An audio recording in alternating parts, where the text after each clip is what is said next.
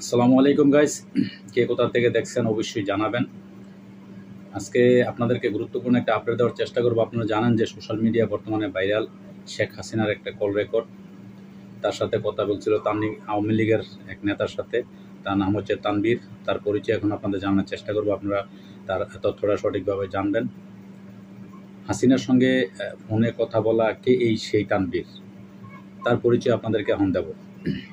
সাবেক প্রধানমন্ত্রী শেখ হাসিনার সঙ্গে এক ব্যক্তির কথোপকথনের একটি অডিও ভাইরাল হয়েছে। ওই ব্যক্তির নাম মোহাম্মদ তানভীর কাউসার। জানা গেছে তিনি নিজেই বাংলাদেশের আওয়ামী লীগের হাতে নির্যাতিত দাবি করে যুক্তরাষ্ট্রে রাজনৈতিক আশ্রয় নিয়েছেন। বৃহস্পতিবার 12 সেপ্টেম্বর ওই অডিও ক্লিপটি ছড়িয়ে পড়ে। খোঁজ নিয়ে জানা গেছে তানভীর কাউসার 2019 সালের 4 জুন লস অ্যাঞ্জেলস দিয়ে আমেরিকায় যান।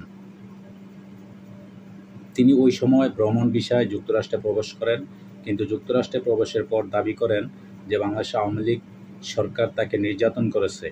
এই জন্য 2020 সালের 7 মে দেশটিতে রাজনৈতিক আশ্রয়ের আবেদন করেন। তবে 2021 সালে 24 জানুয়ারিতেই তার পাসপোর্টের ভ্যালিডিটি শেষ হয়ে গেছে।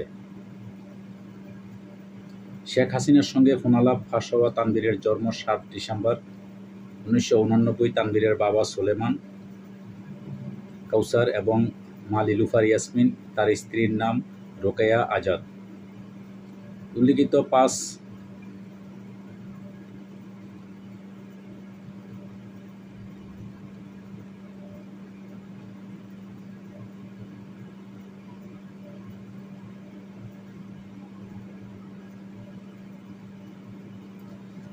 উল্লিখিত গত 5 আগস্ট ছাত্র জনতার আন্দোলনের মুখে পদত্যাগ করে দেশ ছেড়ে ভারতে যান সাবেক প্রধানমন্ত্রী শেখ হাসিনা। এরপর থেকে শেখ হাসিনার সঙ্গে অনেকেরই কথোপকথনের অডিও ফাঁস হচ্ছে। এবার যে অডিওটি ফাঁস হয়েছে সেখানে তানভীর নামে যুক্তরাষ্ট্র প্রবাসী কোনো আওয়ামী লীগ নেতার সঙ্গে কথা বলছিলেন শেখ হাসিনা। তানভীর আপা, আপনার কাছে ফোন দিয়েছি একটা ব্যাপারে। নিউ ইয়র্ক মহানগরে আমরা এমদাদ ভাইয়ের নেতৃত্বে মিটিং মিছিল করছি, কিন্তু এলাকার পরিস্থিতি খুব খারাপ। কামরাঙ্গীর চর, কেরানীগঞ্জের সকল নেতাকর্মী এলাকার বাইরে। এরপর শেখ হাসিনাকে বলতে শোনা যায় সব মার্ডার কেস, সবার বিরুদ্ধে মার্ডার কেস। তানভীর, এলাকার ছাত্রলীগ যুবলীগ আমি সহায়তা করছি। আপনি যদি বলেন তুমি এখানে থেকে ওদের হেল্প করলাম, আর যদি বলেন তুমি দেশে গিয়ে দল গোছানোর চেষ্টা করো তাহলে করবো আপা। আপনার সিদ্ধান্ত আপা।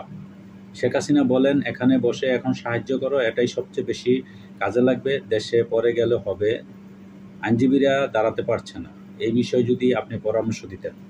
শেখ হাসিনা বলেন আইনজীবীদের বলে লোকজনকে অর্গানাইজ করে যেন আইনজীবীরা সেখানে যায়, তাছাড়া তো আর কোনো পথ নেই।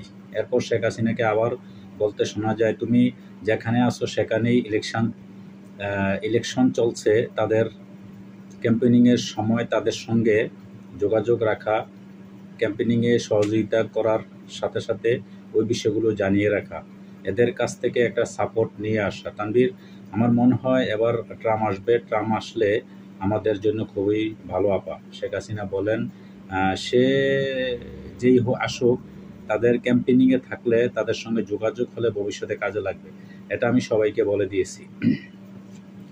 এবার তানভীর বলেন আপা, বাংলাদেশে একটা নিউজ আসছে আপনাকে গাজিয়াবাদ থেকে দিল্লিতে ট্রান্সফার করছে হেলিকপ্টার করে। হাসিনা অবাক হয়ে প্রশ্ন করেন হেলিকপ্টার দিয়ে? বলেন কোন দেশের হেলিকপ্টার? ছবি পাঠাও, দেখবনি। কি একটা আজগুবি কথা বলে ওরা। আমি দেশের খুব কাছাকাছি আছি, অত দূরে নাই, আমি খুব কাছাকাছি আছি যাতে আমি চট করে ঢুকে যেতে পারি। কিন্তু কি বুঝছেন আপনারা বুঝেন কিছু? চট করে ঢুকে যেতে পারি।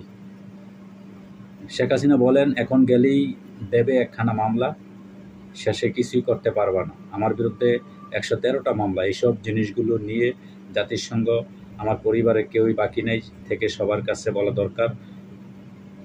ফলস মামলা দিচ্ছে, আমার পরিবারের কেউই বাকি নেই, সবার নামে মামলা।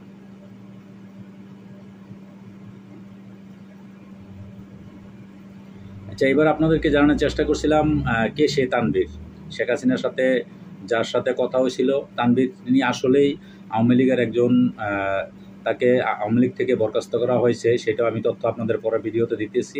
কিন্তু সে আওয়ামী লীগের অনেক নেতাকর্মীর অত্যাচারের জুলুমের শিকার হয়েছে, যার জন্য আওয়ামী লীগের কারণে সে দেশ থেকে তাড়িয়ে গেছে।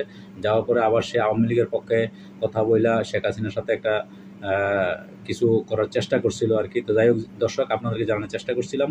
ভালো থাকবেন। পরবর্তীতে আমি আবার আসবো অন্য কোনো ভিডিও নিয়ে। সেই পর্যন্ত আপনারা অবশ্যই সাথে থাকবেন। আল্লাহ হাফেজ।